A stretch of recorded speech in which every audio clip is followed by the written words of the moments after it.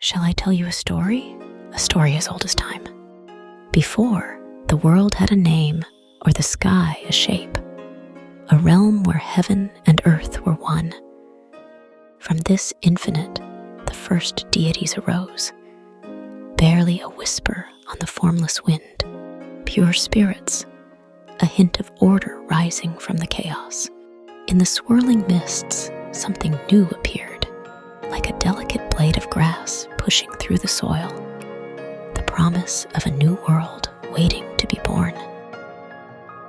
Among the first deities came a divine brother and sister, Izanagi, he who invites, and Izanami, she who invites. They had a great destiny to bring shape and order to the boundless world.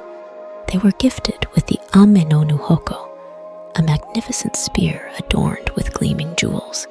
Standing on the floating bridge of heaven, they reached down with the spear and churned the swirling chaos below. As they lifted the heavenly spear, droplets fell back into the formless sea, solidifying and coalescing, giving birth to the very first island, Onogoro. With a newfound purpose, Izanagi and Izanami ventured onto their island home. They erected a mighty pillar, piercing the heavens, to uphold the formless expanse above. With their island home secure and the heavens held high, the divine siblings pondered how to fill their world. Izanagi, filled with creative spirit, proposed a union of their powers to bring forth life. They enacted a sacred ritual, circling the pillar of heaven in opposite directions. The ritual completed, Izanami spoke first, breaking the proper order, bringing forth the birth of Hiruko, the leech child, a malformed and imperfect being. Hiruko was a bad omen, symbolizing the chaos and imperfection that could arise within creation.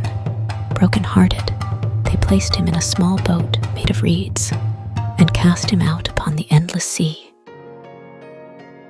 Izanagi and Izanami repeat the ritual, with Izanagi speaking first, ensuring proper completion. From this harmonious union, 8 magnificent islands were born, and the birth of new deities representing the forces of nature: the blazing fire god, the majestic mountain god, the whispering wind spirit, the spirits of rivers, trees, and countless others. But a terrible tragedy struck as Izanami gave birth to Kagutsuchi, the god of fire. Flames consumed her body, and she descended into the shadowy depths of Yomi, the underworld. Izanagi was grief-stricken and desperate. He vowed to bring Izanami back from the land of the dead and ventured into the gloomy realm of Yomi, where the spirits of the departed dwelled.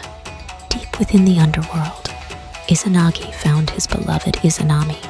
Sadly, she had already partaken of Yomi's food, binding her to this realm of shadows.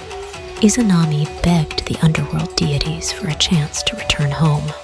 They agreed, but warned Izanagi not to look upon her until they reached the world of the living. Overcome with longing and fear, Izanagi broke his promise.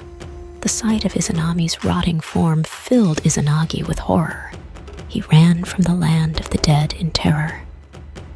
Pursued by Izanami and the furious spirits of Yomi, reaching the entrance to the living world, Izanagi sealed the passage with a mighty boulder, forever separating the realms of life and death. Haunted, Izanagi felt the touch of death. Seeking purification, he bathed in a rushing river, washing away the feeling of Yomi. As he cleansed himself, 3 powerful new deities were born: Amaterasu, the radiant sun goddess; Tsukuyomi, the soft glowing moon god; Susanoo, the tempestuous storm god. And so, the world was given form. Order carved out of chaos. Love led to loss. And from death sprang forth new life. This is the legacy of the Japanese creation myth, a tale of balance, imperfection, and the enduring cycle of existence. Stay tuned for the next chapter in this saga,